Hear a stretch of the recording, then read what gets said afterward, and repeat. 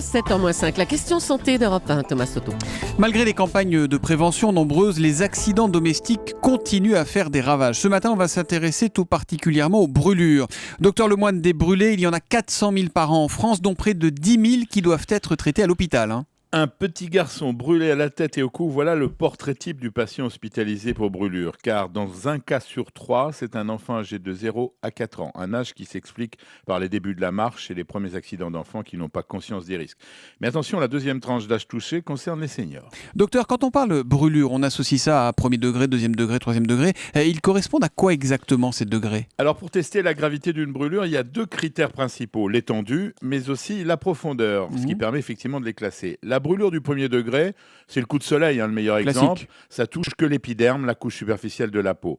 Les brûlures du second degré sont plus ou moins profondes, mais là, la peau va se régénérer toute seule. À la différence des brûlures dites de troisième degré, qui détruisent toute la peau, elles sont graves, parfois mortelles, et nécessiteront toujours une greffe. Et puis enfin, un quatrième degré, dont on parle moins, qui est la carbonisation. Ouais. Là, on comprend ce que ça veut dire. Là, c'est game over. Alors, quelle est la principale cause de brûlure au cours des accidents domestiques ? Est-ce que ça reste toujours la casserole d'eau bouillante qui dépasse de la cuisinière et que l'enfant se prend sur la figure ? Oui, mais alors vous ajoutez, il y en a de plus en plus les babyliss pour les mèches de maman. Les fers à cheveux, taches chaudes. Là, les fers Oui, pour faire des boucles ? Ah oui, surtout entre 9 mois et 1 an, les gamins les prennent et se brûlent. Ouais. J'ajouterais un grand classique souvent tragique qu'on connaît bien, qui est le biberon que l'on réchauffe au micro-ondes.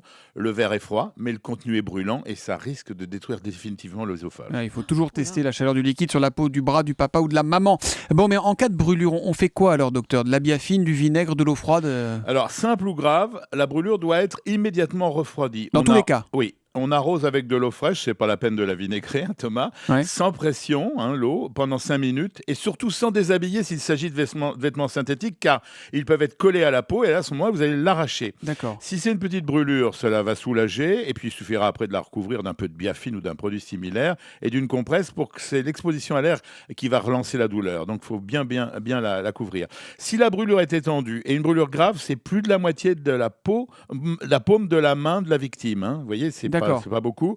Il faut soit appeler les secours, soit vous rendre à l'hôpital. Dans les brûlures, la gravité n'est pas toujours spectaculaire, loin s'en faut. Et pour les cas les plus graves, les greffes de peau que vous évoquiez tout à l'heure, ça marche bien maintenant ou pas ? C'est parfaitement au point. On arrive même à fabriquer des mètres carrés de peau à partir de quelques cellules souches du brûlé. Et ça laisse souvent des cicatrices importantes. Alors, est-ce qu'il y a des remèdes ou pas ? Alors, Julie, la peau, c'est que l'enveloppe. Si c'est brûlé dessous, le résultat n'est pas très esthétique. C'est pourquoi il semble toujours utile de prendre l'avis d'un spécialiste, en particulier les chirurgiens de la chirurgie réparatrice.